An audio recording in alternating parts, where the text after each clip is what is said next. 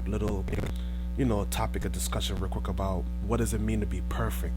What does the word perfect means, and how do you do that according to the Bible, not according to how mankind seems fit, or how your family or your mama say, or your girlfriend or your brother, or the carnal world thinks what perfect is. Let's see what perfect is according to the scriptures, and how do you be perfect according to the Most High, because it's a narrative out there that no one's perfect, that you can't be perfect. You know what I'm saying? Everybody has flaws. You can't be perfect. You know what I'm saying? We're only human and things of that nature, when that's not true. Everybody in the Bible was human, but a lot of people in the Bible was also considered to be perfect. So let's see what perfect is according to the scriptures. Now I'm gonna start with the book of Job, chapter 1 and verse 1. There was a man in the land of Uz whose name was Job. That man was perfect and upright, and one that feared God and eschewed evil. Now, as we can see here, this brother named Job, he feared God, and he was considered to be perfect and upright, and he hated evil. Now let's see what that says in the NLT real quick.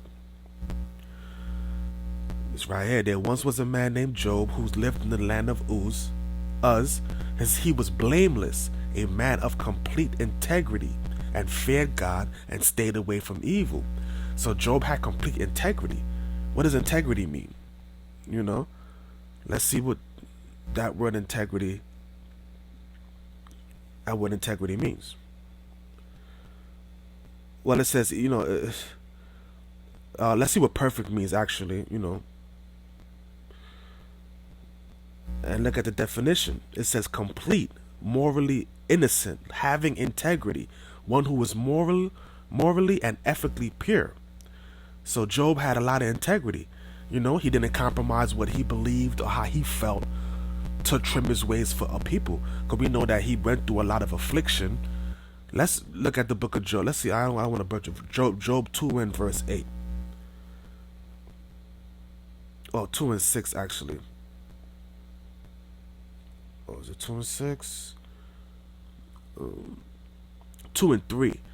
And the Lord said unto Satan, hast thou considered my servant Job, that there is none like him in the earth, a perfect man, a perfect and upright man, one that feared God and escheweth evil, and still holdeth fast his integrity, although thou movest me against him, to destroy him without cause. So even though Job was going through a lot of affliction, he still held fast his integrity. He still feared God. He didn't compromise his belief on loving the Most High to his wicked ass wife, his friends that was around him that says you must have did something wrong. He held fast his integrity, and guess what? At the end, he was blessed for it. He got multiple fold for his integrity, for him holding fast to what he believed, how he felt. I mean, not what he felt, but how he was raised to worship the Most High. Even though his kids were celebrating their birthdays, they all got killed. Even though his cattle was burnt up, houses was burnt down, he still held fast his integrity. He didn't compromise his belief for the Most High for other people. He didn't trim his ways to seek love. And I think that's in Jeremiah 2 and verse I think 32. No, it's 33, Salakia. It says, why trimmest thou ways to seek love? Therefore hast thou also taught the wicked ones thy ways. So Job didn't care that his kids were celebrating their birthday. He didn't trim his ways to seek their love. He stayed away from that. So because he has integrity, he has morals, and he has values. He knows that he has a supreme being that doesn't support that, even though his kids did it. And the one thing that people love in this world are their kids. You know what I mean? They let their kids get away with all type of evil and wickedness just for love. You know what I'm saying? When that's not okay. You have to rebuke your brother or your children for the Most High. And the scripture says, if you love your family more than you love me, you're not worthy of me. You know what I'm saying? So Job was an upright and austere man. He was perfect according to the Most High, because he kept his commandments and he had integrity. Right? Let's look at the book of Luke, chapter 1 and verse 5. It says, when Herod was king of Judea, there was a Jewish priest named Zachariah. He was a member of a priestly order, and this is in the NLT. It's a priestly order, of Abijah and his wife Elizabeth, who also formed the priestly line of Aaron. Zechariah and Elizabeth were righteous in God's eyes, careful to obey all the law's commandments and regulations. So let's see the KJV. That's why the NLT is a little bit better, or different translations, because you get a more better, it kind of dumbs it down, so to speak, for the reader. You know what I'm saying? Because the King James is really outdated. It's old English, and you have to read it 3 or 4 times to actually get what it's trying to say. So it says it again, verse 6, and they both was righteous before God, walking in all the commandments and the ordinances of the Lord, blameless. Okay, so they was blameless before the Most High. So if you're blameless before the Most High, guess what? You're perfect in His eyes. You're righteous. You know what I'm saying? You're just. No matter if the world doesn't see you blameless, you know what I'm saying? You may drop a cup and it break it. You say, oh, I'm not perfect. You know what I'm saying? Oh, you might throw a basketball half court out and you don't make it. You're not perfect. You know what I'm saying? They had a wrestler whose name was Mr. Perfect. You know what I'm saying? Everything he did was perfect. He had the perfect hair. You know what I mean? He had the perfect skill set. He was a perfect wrestler. He was the perfect, he could throw a basketball half on the other end with his eyes closed and make it every single time. And that's what the world deems you to be perfect, when you do everything correctly. But no, we coming into this truth know that we have to do everything perfectly according to the scriptures, not according to how America sees fit. People think, oh, LeBron is perfect, or Michael Jordan is perfect. He won all these championship rings. Tom Brady, Eli Manning. Those people are perfect because they win 7 chips, and everything that they do is so perfectly right, and they just always a winner in life. But that's not true, man. That's not what makes you perfect. Because if you're not keeping these commandments, you're gonna catch a lake of fire. The Most High gonna say, you are, get away from me, for I do not know you, because you're not perfect. He don't care if you got 7 or 10 championship rings. He don't care if you got, LeBron, you got 7 trophies, and you know what I'm saying? He don't care about that. You got to be walking in the ways of Him and doing what He tells you to do. You know what I'm saying? So we see in the book of Luke, this brother and sister here, they were perfect, upright before God. So let's look at that word perfect and see what it means in the etymology. It says flawless, ideal, also complete. It says complete, full, finished, lacking in no way. So when you're perfect, you're not lacking in anything that you do when it comes to the Most High.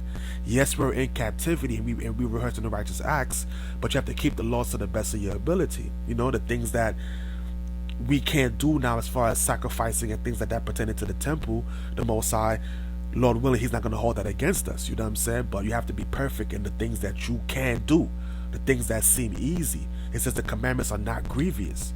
You know what I'm saying? So that's what the word perfect means. Complete, full, finished, lacking in no way. So Job wasn't lacking. Noah wasn't lacking. Let's see what Noah, because our forefathers were considered to be perfect. Look at this. This is Job 6. And let me see. Job 6. Where's that? Job 6 and 9. Salakia. It says, but Noah found grace in the eyes of the Lord. These are the generations of Noah. Noah was a just man and perfect in his generations, and Noah walked with God. Let's see what that says in the NLT.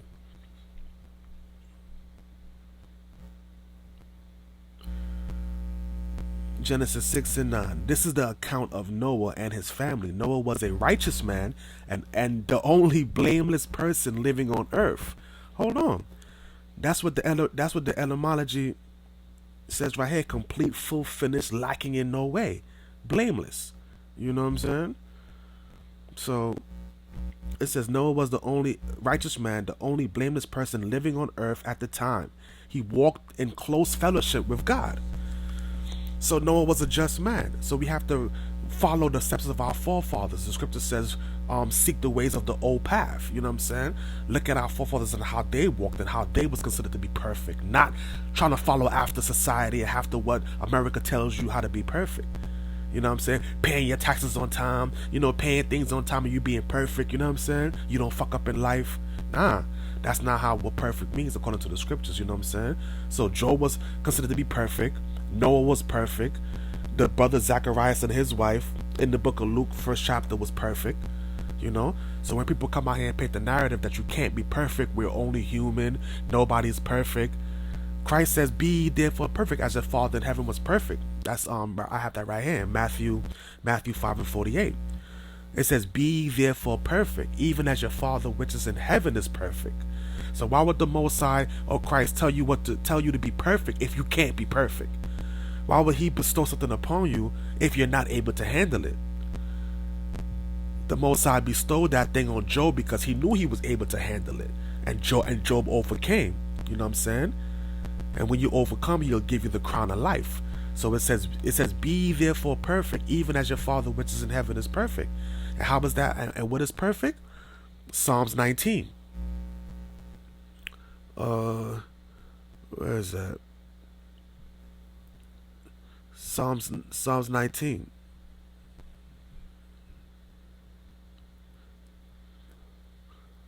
The law of the Lord is perfect, converting the soul. That's how you be perfect, keeping the laws of God. What is the laws of God? Not eating shrimp, crab, pork, and lobster, loving your neighbor as you love yourself, things of that nature. You know what I'm saying? Walking in all the commandments. Go read the Torah, read the first 5 books. You know what I'm saying? It'll tell you. It's a plethora of things that you have to do to consider to be perfect in God's eyes. You know what I'm saying? Keeping the Shabbat. You know what I'm saying? Not hating your brother in your heart, not coveting your neighbor, not committing adultery, not shaving your beard. You know what I'm saying? Not plotting evil on your people. So it says, Psalms 19:7 says, "The law of the Lord is perfect, converting the soul." Converting means to change into. So if you're keeping the laws of God, you can convert your soul into righteousness, into perfection.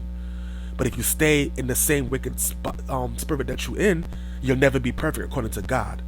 You know what I mean? According to the Most High, according to Christ, according to, the scriptures, you won't never be perfect. So it says the law of the Lord is perfect, converting the soul. The testimony of the Lord is sure, making wise the simple. So it makes a person that's simple and without understanding a wise and righteous man. That's what happened with Adam. He was given these law, statutes, and these commandments, and he was made wise. He was able to name all the animals, govern the whole earth.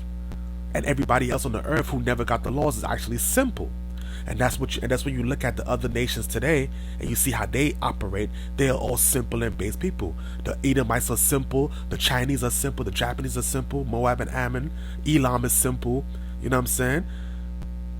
They're all simple because they don't have God's commandments. They don't have these ordinances to make them wise. Not because Chinese man could break down mathematical equations like the back of his hand, or not like the Japanese are so smart they could build all these things and they're like 20 years ahead of America. That doesn't make them wise. You know what I'm saying? The Most I put that spirit on them. But making wise as simple as keeping these laws, such as in these commandments, man. Let's look at 1 Kings chapter 8 and verse 58. It says that you may incline our hearts unto Him, to walk in all His ways. Your heart is your mind, because we know the heart just pumps blood. The scriptures on that as well. The heart is wicked above all things. It says, "You may incline our hearts unto Him, to walk in all His ways, and to keep His commandments and His judgments, which He commanded our fathers."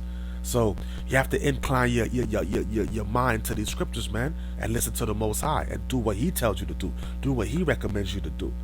And you know what I'm saying? Then He'll bless you with things in life where you could prosper. You know what I'm saying? It's not about being perfect in your mama eyes, or trimming your waist to seek love, or being perfect according to your girl or your mom or your brother. That doesn't matter, man. Coming into this truth, we got to be perfect according to the Most High, according to how He seems fit. So that's where we could get this kingdom. You don't want to be a wicked ass nigga in this earth and then go in the kingdom and be at the bottom. Or you still be in the kingdom, but you wouldn't be in that hierarchy. People would be levels above you. You know what I'm saying? So you got to strive for perfection. You know what I'm saying? How is that? Keeping these commandments, coming into this truth, reading, studying, learning. You know what I mean? Changing your ways. Stop eating certain food that you used to eat. Stop treating people the way you used to treat them. You know what I'm saying? And walking in God's ordinances. You know what I'm saying? And then things will open up for you, man. But that's just a few, And it's a plethora of other scriptures that we could go to prove that, how to be perfect. You know what I'm saying? But I'm not gonna go through all of them. But it's a lot of other ways to prove that. You know what I'm saying? So this is just a few quick, scriptures real quick on being perfect. So, but I hope that somebody was edified. You brothers and sisters were edified. And with that, I say call halayim Yahweh Bahashem Yahweh Shah. Like I said again, it's all praises to the Most High and His Son. And with that, I say shalom.